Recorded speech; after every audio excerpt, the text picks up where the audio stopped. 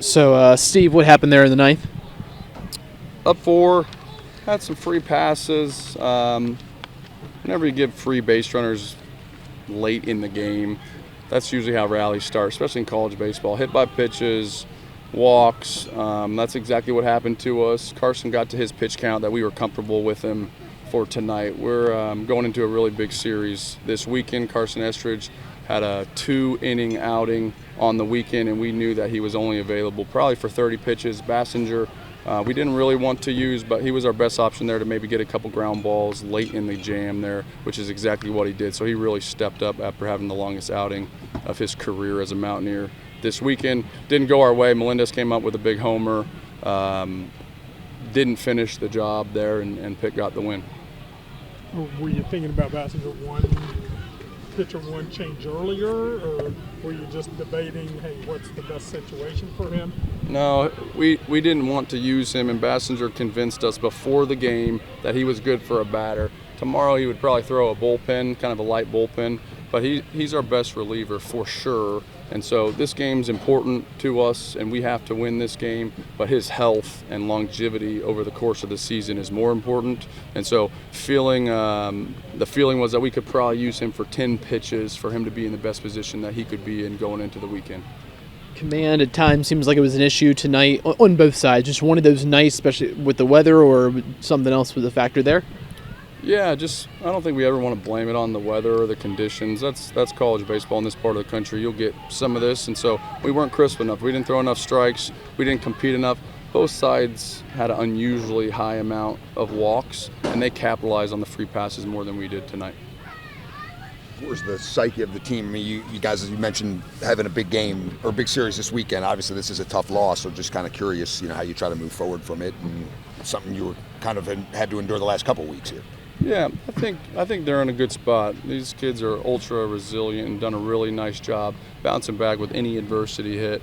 And the reality is, over the course of a long season, sometimes you need to be punched in the face a little bit to refocus and regroup and really concentrate on how to get better. I think there's a few guys that have had some struggles consistently, and so you urge them to make sure that we make some adjustments. We can't keep doing the same thing, hurting ourselves in the same way occasionally, but relatively speaking, there hasn't been a lot of adversity this season because we've won so many games. And so I think over the course of the season, these things happen. You lose some games, you get walked off on the road in the rain in the last midweek of the season. Not how you want to finish the midweek series with Pitt, obviously, but I think it's something that our guys will bounce back from.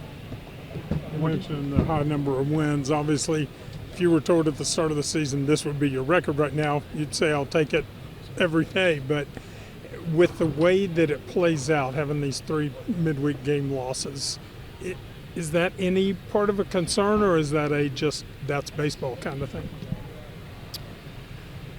Is that when we have total of 3 midweek losses? Yeah.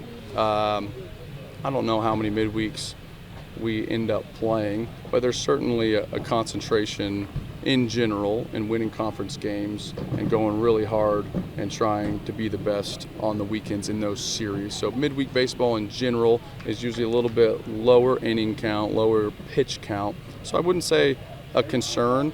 I think the best thing about these midweeks is that guys get the ball that didn't get it on the weekend, so they have an opportunity to grow and develop and have a chance to become stars. We've seen kids make big jumps in the midweeks, Tyler Hudson being one of them, Ben McDougal being one of them, guys that have become more staples in our bullpen.